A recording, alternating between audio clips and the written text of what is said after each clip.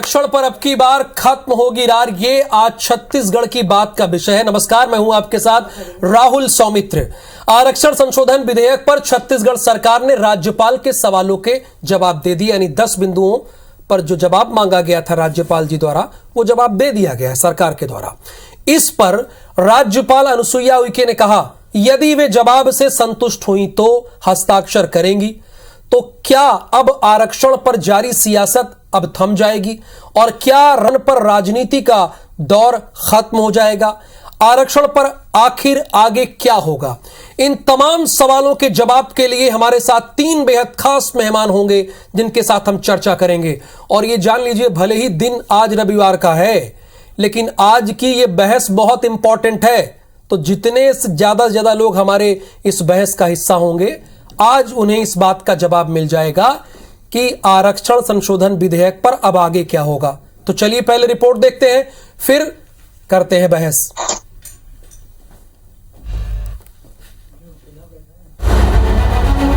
छत्तीसगढ़ की सियासी मैदान में चल रहे आरक्षण के खेल में एक बार फिर गेंद राज्यपाल के पाले में आ गई है। आरक्षण के कोटे को बढ़ाने के लिए विधानसभा में पारित किए गए विधेयक की वैधानिकता को लेकर राज्यपाल की ओर से पूछे गए 10 सवालों के जवाब सरकार ने दे दिए हैं।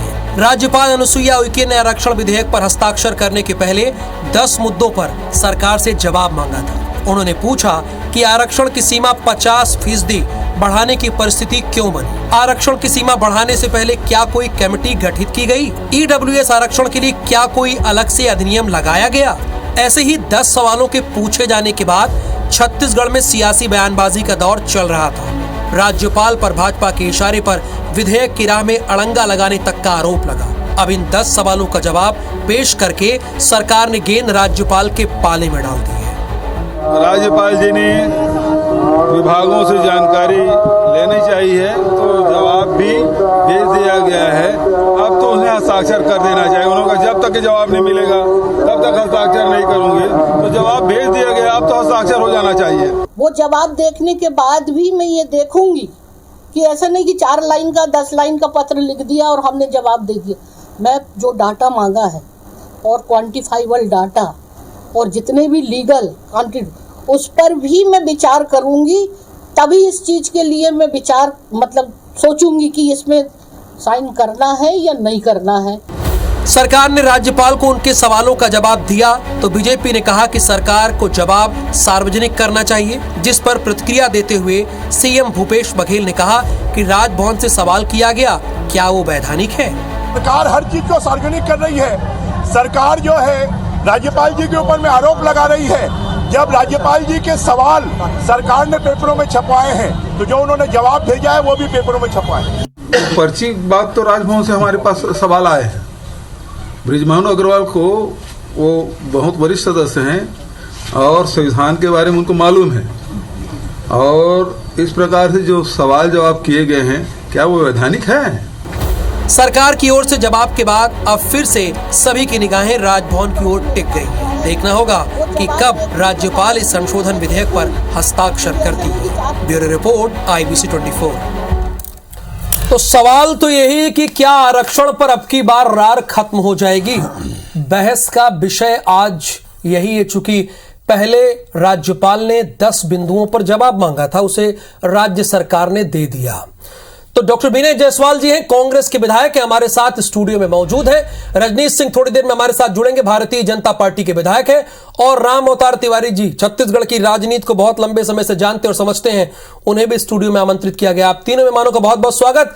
डॉक्टर विनय जायसवाल जी से शुरुआत करूंगा मैं। और जैसा कि आप सभी जानते हैं कि इस बहस में बड़ा सीधा सा नियम है, ना इधर की ना उधर की, निष्पक्ष पत्रकारिता हम करते हैं। तो 90 सेकंड में विनय जायसवाल जी, आपने 10 सवालों के जवाब दे दिए हैं, तो अब अगला स्टेप आपका क्या होगा?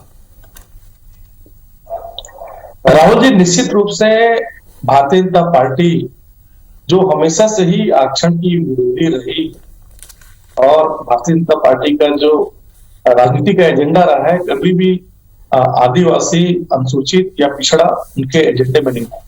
ठीक है। और उसी तारतम्य में आज जब छत्तीसगढ़ की सरकार इनके समय में जो आरक्षण, आदिवासियों का जो आरक्षण है, जो ट्राइबल का आरक्षण है, वो माननीय हाई कोर्ट में गया और इसके बाद जिस तरह से इन्होंने कमेटी बना के उसका जो उत्तर दिया था, जो कंवर जी के अध्यक्षता में जो कमेटी बनी थी कि 50% से ज्यादा आरक्षण नहीं करके और जो ट्राइबल का जो आरक्षण है उसको उन्होंने कोर्ट में परसू किया था। और जिस तरह से इन्होंने आरक्षण का विरोध किया सदन में, जब माननीय मुख्यमंत्री यशस्वी भूपेश बघेल जी की सरकार ये विधेयक लेके आई, तो किस तरह से सभी लोगों ने देखा है, अजय चंद्राकर जी का व्यवहार देखा है, मोहन अग्रवाल जी का व्यवहार देखा है, और किस तरह से अजय चंद्राकर जी ने खड़े होकर ये बोला कि व्यक्तिगत रूप से मैं आरक्षण का विरोधी हूं, लेकिन मेरी राजनीतिक परिस्थितियां अलग है। इससे पता चलता है कि इनको छत्तीसगढ़ के जो 33% जो ट्राइबल हैं, अभी जो 13% हमारे जो अनुसूचित हैं और जो हमारे पिछड़ा वर्ग के लोग। विनय जी, सेकंड राउंड में आपसे लंबी बातचीत होगी सर, चूंकि नियम है 90 सेकंड का। राम अवतार जी, अब इसके बाद की स्थिति क्या बनती है? चूंकि मुख्यमंत्री भूपेश बघेल ने 9वीं अनुसूची का जिक्र किया, जिसमें केंद्र और राज्य के सहयोग से अदालत में मामला नहीं जाता है। और दूसरी बात, जब उन्होंने 3 दिसंबर को ये पास हुआ तो उन्होंने सर्जियस मिंज कमेटी का भी जिक्र किया था। तो अब स्थिति क्या बनेगी? 10 सवालों का जवाब तो दे दिया है यहां पर सरकार ने। राज्यपाल के पास सीमित विकल्प हैं।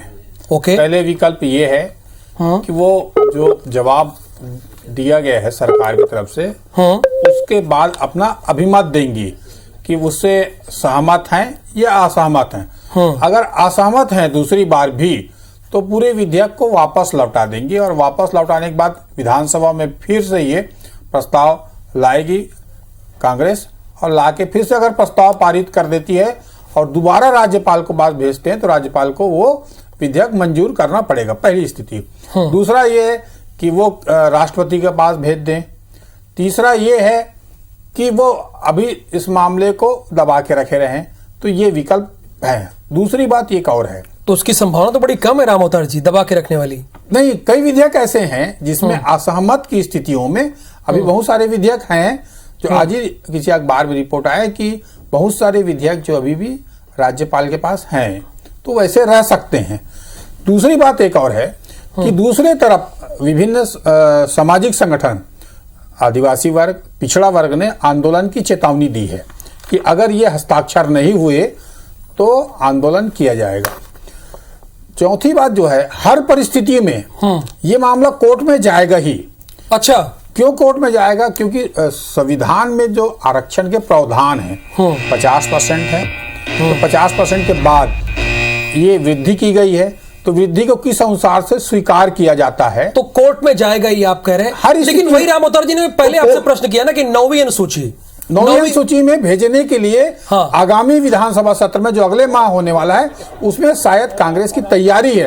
अगर वो लाया जाता है तो वो दिल्ली तक जाएगा और दिल्ली का जो है राष्ट्रपति के अभिमत और स्वीकृति के बाद ही इसमें कुछ हो पाएगा। ठीक है। रजनीश जी भी हमारे साथ जुड़े हैं, थोड़ा देर से जुड़े हैं, किसी कार्यक्रम में व्यस्त थे। रजनीश जी, बहुत स्वागत है आपका। पहले राउंड में सवाल यही है, विनय जायसवाल जी ने कहा कि आदिवासी और पिछड़ा विरोधी हैं आप, ये आरोप लगाया, और अब आपका क्या कहना है? चूंकि 10 बिंदुओं पर सरकार ने जवाब तो दे दिया। देखिए, कांग्रेस सरकार इसमें शुरू से राजनीति कर रही है। ओके। यदि इनकी मंशा साफ होती तो ये जिस दिन 19 सितंबर को हाई कोर्ट ने निरस्त किया, तो उसी दिन इनको अध्यादेश लाना था, दूसरे दिन, तीसरे दिन, और जब आगामी सत्र होता उसमें इसको विधेयक के रूप में पेश कर दिया जाता और ये मामला वहां तक नहीं जाता। आदरणीय महामहिम राज्यपाल जी का जो एक कॉन्स्टिट्यूशनल अथॉरिटी है, कांग्रेस निश्चित रूप से इसको जवाब कांग्रेस पार्टी को आने वाले समय में देना पड़ेगा कि वो जिस तरह से काम कर रही है और इसको राजनीतिकरण कर रही है, अपनी अकर्मण्यता, अपनी असफलता को छिपाने के लिए कांग्रेस जिस तरह से राजनीति कर रही है। उन्होंने, आपने कहा कि 10 प्रश्न पूछे थे, जवाब दे दिया गया है। जवाब क्या दिया है आएगा ना। अरे विधानसभा में जवाब नहीं दिया है तो वहां क्या आएगा? उसमें पहला प्रश्न तो यही था कि आपने किस आधार पर क्वांटिफाइड डाटा जो है उसमें एससी कितने हैं, एसटी कितने हैं और किस आधार पे दिया है। रही बात 9वीं अनुसूची की बात, तो 9वीं अनुसूची राज्य सरकार की क्लास का अधिकार नहीं है, उसको केंद्रीय संसद में यदि कानून पास किया जाता है तब आएगा। और दूसरी बात, 9वीं अनुसूची में भी ऑनरेबल सुप्रीम कोर्ट की जो 7 सदस्यीय पीठ है 2007 में, उसने उसमें डिसीजन दे दिया है कि 9वीं अनुसूची में शामिल करने के बाद भी जो 9वीं अनुसूची है मुख्य रूप से भूमि सुधार के लिए है। यदि इस तरह के आरक्षण या अन्य विषय को लाए भूमि सुधार के लिए देखिए तो एक उसको चीज विचार किया देखिए, जाता यही बहस से क्लियर होता है। रजनीश जी कह रहे हैं कि 9वीं जो अनुसूची है भूमि सुधार के लिए। डॉक्टर विनय जायसवाल जी देखिए बड़ी सीधी सी बात है, रजनीश जी ने कहा कि यहां पर कांग्रेस राजनीति कर रही है, अपनी राजनीति चमकाने की कोशिश कर रही है, उन्होंने ये आरोप लगाया है आप पर।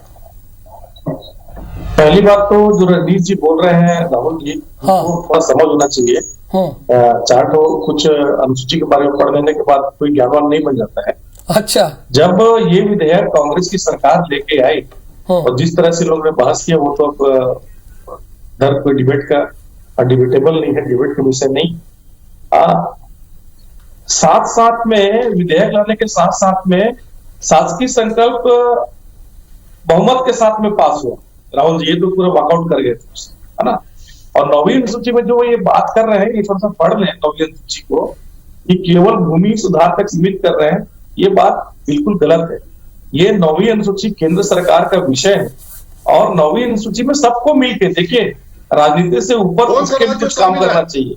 ये बता रहे हैं कि इतने सितंबर इतना ऐसा। जी राहुल जी, मैं वही बोलना चाह रहा था कि जो आरक्षण का जो बोलते हैं कि इसके ऊपर पुनर्विचार होना चाहिए, इसकी समीक्षा होना चाहिए, वो आरक्षण के बारे में क्या बोलेंगे? इनको तो शर्म आना चाहिए। क्यों इस तरह से सर्वसम्मति से पास होना चाहिए था, बिना बहस के। जो विशेष सत्र लाया गया था उसमें हमारे आदिवासी ट्राइबल के लिए, हमारे पिछड़ों के लिए, हमारे अनुसूचित के लिए काम होना चाहिए था। जो 4% का आरक्षण ईडब्ल्यूएस के लिए किया, उसका समर्थन करना चाहिए था। उसको इन्होंने इतना ज्यादा विवादित कर दिया है। और जिस प्रकार से अब सरकार ने विवादित कर दिया है, रजनीश सिंह जी आपने इतना ज्यादा विवादित कर दिया है, जो अनुसूचित जनजाति के लिए हित के लिए था, पिछड़ा वर्ग के हित के लिए था, वो कांग्रेस कह रही है कि आपने इसे विवादित कर दिया है। इसमें कितनी सच्चाई है? देखिए, अब डॉक्टर साहब के समझ पर मुझको तरस आता है और समय थोड़ा कम है इनको, नहीं तो 9वीं अनुसूची के बारे में बताता है कितने कानून के जानकार हैं। अभी जो बोल रहे थे ना, हमने संकल्प पारित कर दिया बहुमत के आधार पर। आपने संकल्प पारित क्यों किया? जब आप एक तरफ बोलते हो कि आरक्षण राज्य सरकार का विषय है, तो 9वीं अनुसूची के लिए केंद्र सरकार को क्यों जा रहे? करो ना।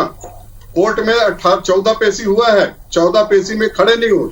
और अब आरक्षण के मुद्दे पर जब ये अकर्मण्यता है, इनकी विफलता है, तो महामहिम के ऊपर ये कर रहे हैं। इनके कहने से दस्तखत कर दे, दस्तखत करो, अब करो, टेबल ठोक रहे हैं। जिस भाषा का, जिस तरीके का इस्तेमाल हो रहा है, ये आने वाले समय में इनको कोई माफ नहीं करेगा। जिस तरह से संवैधानिक संस्थाओं को मर्यादा को तार तार कर रहे हैं, तो इसमें कुल मिला के आरक्षण का विषय जब था, तो आपको मालूम है, आप सुप्रीम कोर्ट में गए, सुप्रीम कोर्ट का क्या होगा?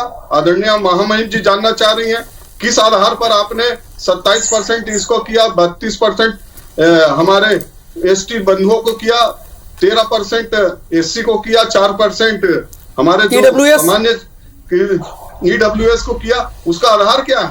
विधानसभा में तो रख नहीं पाए, हम बोलते हैं हम कोर्ट में दे देंगे।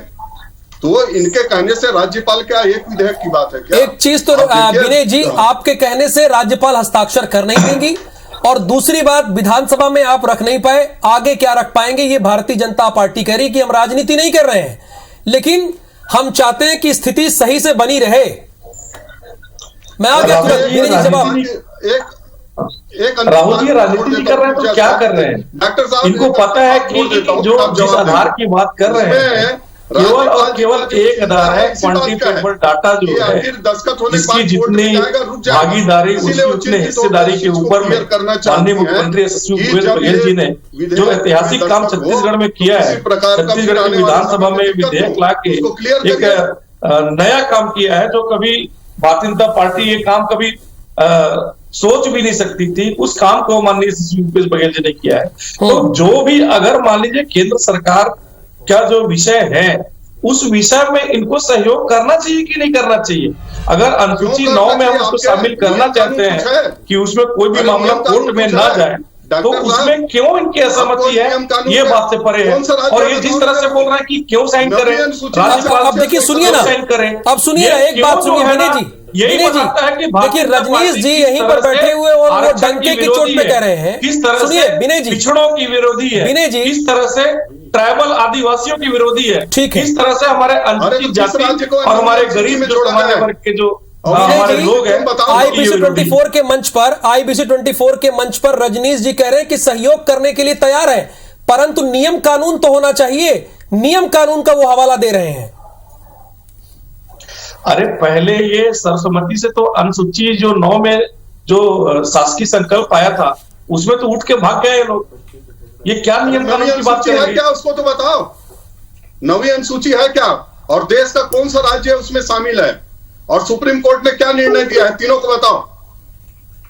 नवी अनुसूची को शामिल होने के बाद आरक्षण का विषय हमारे कोर्ट में, छत्तीसगढ़ में तो विशेष परिस्थिति है, यह 33% ट्राइबल यहाँ रहता है। किस प्रदेश में 33% ट्राइबल है? 50% से ज्यादा पिछड़ों की आबादी है। किस प्रदेश में तो 27% से ज्यादा पिछड़ों की आबादी है? यहाँ पर हमारे 13% अनुसूचित जाति के लोग हैं। चलिए एक वरिष्ठ पत्रकार का रुख करते हैं, क्योंकि भारतीय जनता पार्टी और कांग्रेस जो कह रही है उसका फाइनली मतलब क्या है। राम अवतार तिवारी जी, स्थिति क्या है? देखिए दोनों आपस में एक दूसरे पर आरोप प्रत्यारोप लगा रहे हैं, लेकिन इससे निकलना होगा। देखिए इसमें दो बातें हैं। हाँ, पहले तो विधानसभा में सर्वसम्मति से प्रस्ताव पास हुआ है, ठीक तो है, भाजपा ने एक तरह समर्थन किया है।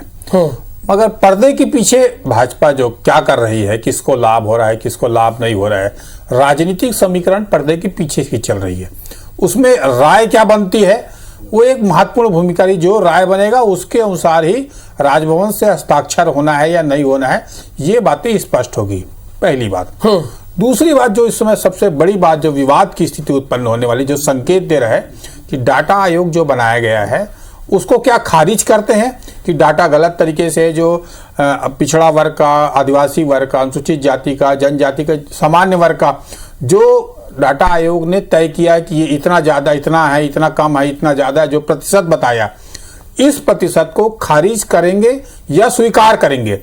एक तरफ आरोप ये लगा रही है भाजपा कि वो डाटा बनाया गया है वो तथ्य कमजोर है। बिल्कुल ऐसे में ये विवाद की स्थिति बनेगी, उसी के अनुसार ही राजभवन के फैसले आएंगे। तो समय का अभाव है, बहुत क्षमा चाहते हैं रजनीश जी। विनय जायसवाल जी की फाइनल कमेंट आप लोगों का नहीं ले पाया। राम अवतार जी, आप तीनों हमारी इस बहस का हिस्सा बने, छत्तीसगढ़ की बात का हिस्सा बने। आप तीनों मेहमानों का बहुत बहुत धन्यवाद। नमस्कार।